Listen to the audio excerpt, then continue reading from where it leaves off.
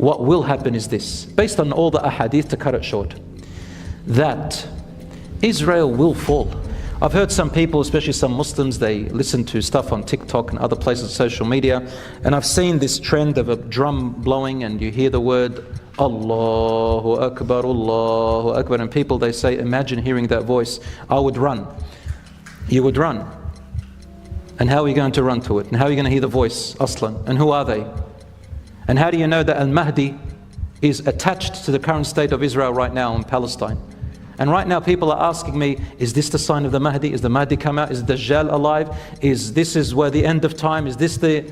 I want to fix some misconceptions, brothers and sisters.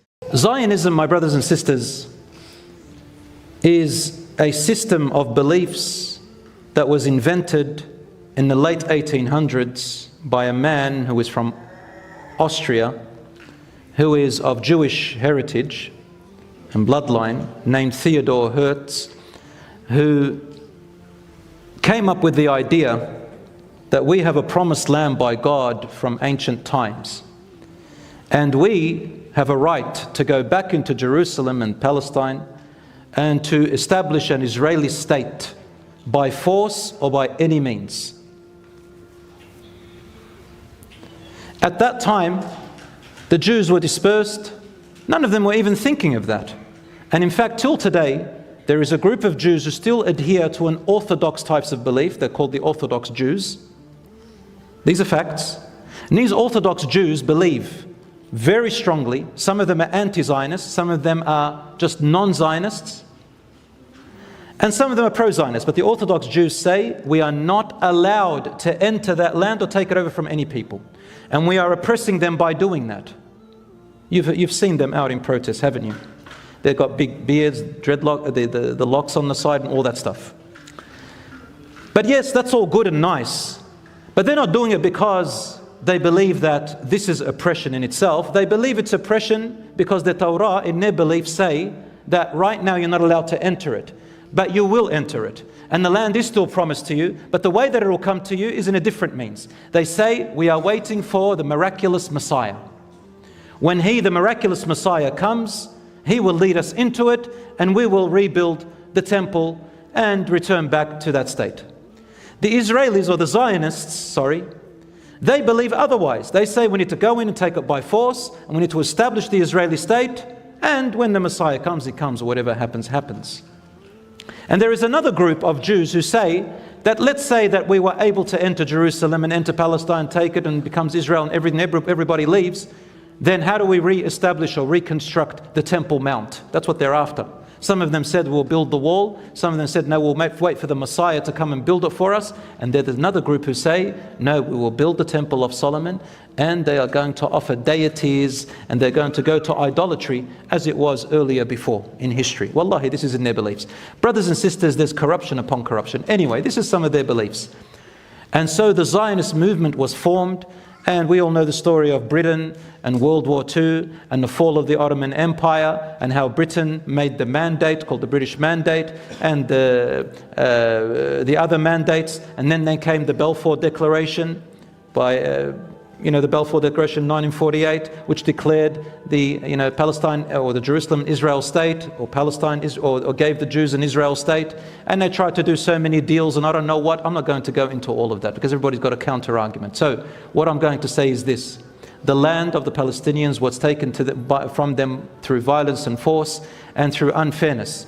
And when the British told the Zionists or the Jews to go back in there, they did not ask the Palestinians what they want. They only asked the Jews what they want. So the people of the land had no say in what they do. And this was written by General Balfour in his little statement to one of his colleagues. We still have it till today, you can look it up, where he said, don't even ask the inhabitants of Palestine what they want. Just go in and do what you want. Brothers and sisters, based on this, the current Israelis, they say, well, based on this, it gave us permission. That means we're allowed to go into the land.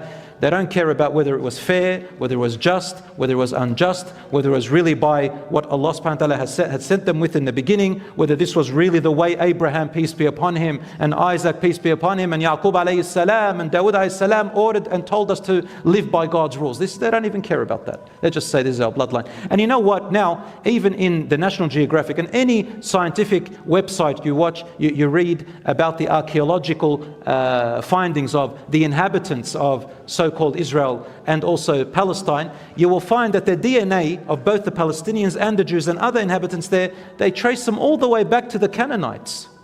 Even the Lebanese people, because it was a little bit bigger, myself, for example, our DNA is traced all the way back to the Phoenicians, for example. So if you want to go by bloodline, every one of them has a right to that place if you want to go by bloodline. But subhanAllah, these beliefs, they come in and they want to force it upon everyone else. Brothers and sisters, of course, without going into too much politics, I said we're not. Let's talk about the current state of Al-Quds and the Israeli state. I've heard some people, especially some Muslims, they listen to stuff on TikTok and other places, social media, and I've seen this trend of a drum blowing and you hear the word Allahu Akbar, and people, they say, imagine hearing that voice. I would run. You would run. And how are you going to run to it? And how are you going to hear the voice, Aslan? And who are they? And how do you know that Al-Mahdi is attached to the current state of Israel right now in Palestine? And right now people are asking me, is this the sign of the Mahdi? Is the Mahdi come out? Is Dajjal alive? Is where the end of time? Is this the... I want to fix some misconceptions, brothers and sisters. There is nothing in the Quran or the Sunnah, even in the weak hadiths, that make a connection between now the current state of Palestine and Israel and the Mahdi currently. Later on there is. And this is what I want to, inshaAllah, give you hope about. First of all, the ayat in the Quran, in Surah Al-Isra, Allah subhanahu wa ta'ala says, وَالْعَاقِبَةُ لِلْمُتَّقِينَ. Those who are God-fearing will have the end. Right now, this is the process. The end is coming, inshaAllah. And the end will be for the believers. Now, Allah subhanahu wa ta'ala, or He told His Prophet sallallahu alaihi wasallam, many things that will come in the future. These are all in hadiths, authentic hadiths, some of them Bukhari and Muslim, and some of them in Abu Dawud, Tirmidhi and other hadiths. When it talks about Al-Mahdi, Al-Mahdi means the guided one.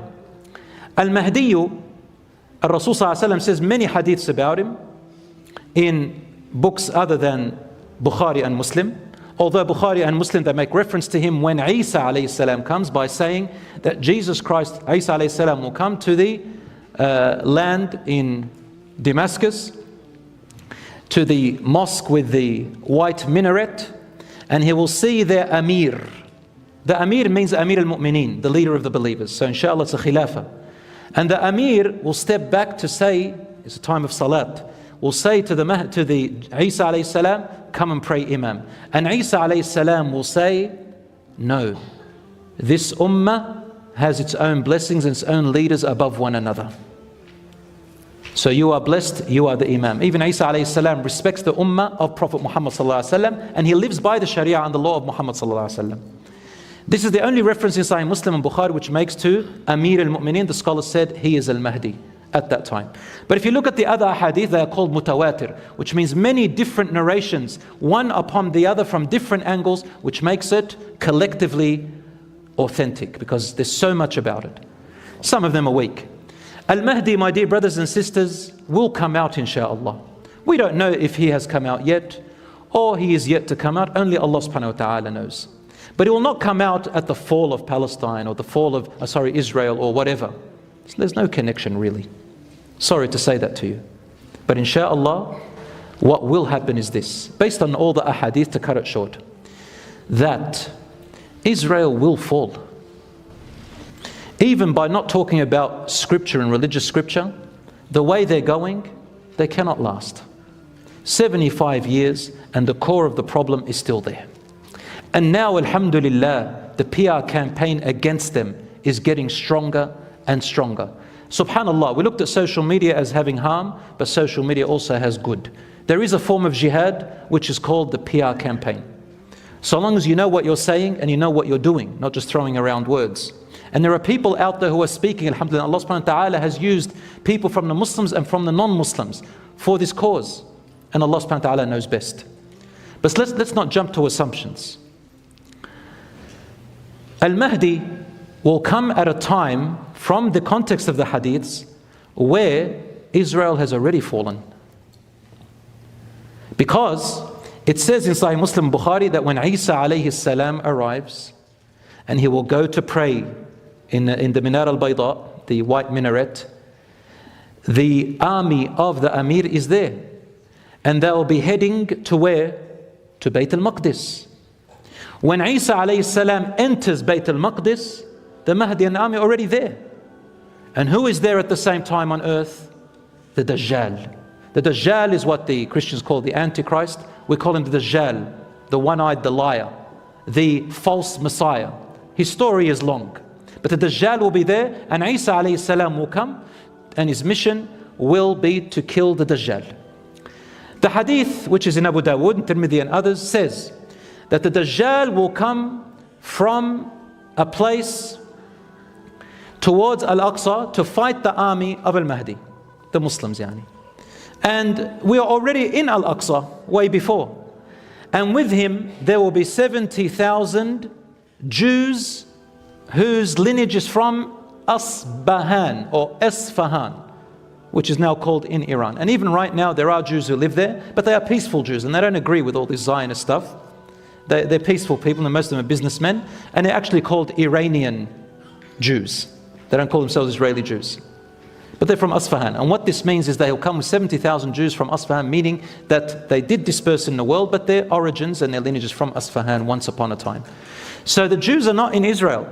And the Jews come back and Al-Mahdi is there. And then Isa alayhi salam will come out, and when he sees the Dajjal, he melts in front of people and he starts running away. And then he comes and kills them with his sword, and then blood stains on his sword.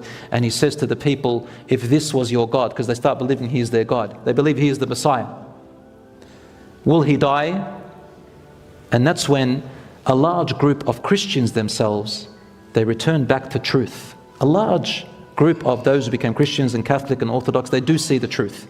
And they follow Isa alayhi salam. And a number, Allahu A'lam, some scholars said, and a number of Jews as well. Allahu A'lam.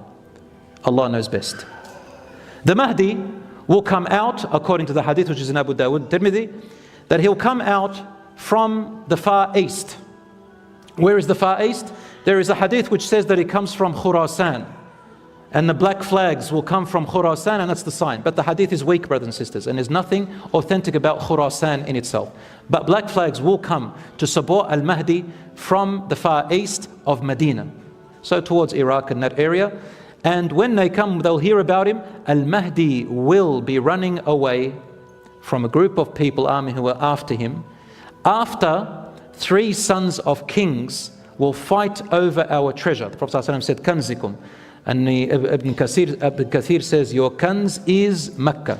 That's your kanz, your treasure, meaning what you have very dear to your hearts. And these 3 kings will fight over it. Not one of them will get authority over it. And that's when Al-Mahdi will come running away, and he will seek refuge in Mecca, around the Kaaba in Mecca. And that's where the scholars will recognize him, and people will walk around him and they will support him. And then there will be people and armies coming after him to kill him for some reason. The earth will swallow them, as in the hadith al-Sahih, and then the people will hear about him, and it becomes wajib and fard to follow him and support the Amir. He'll become the Khalifa of the believers. That's basically what we have. Everything else, brothers and sisters, we cannot say for sure.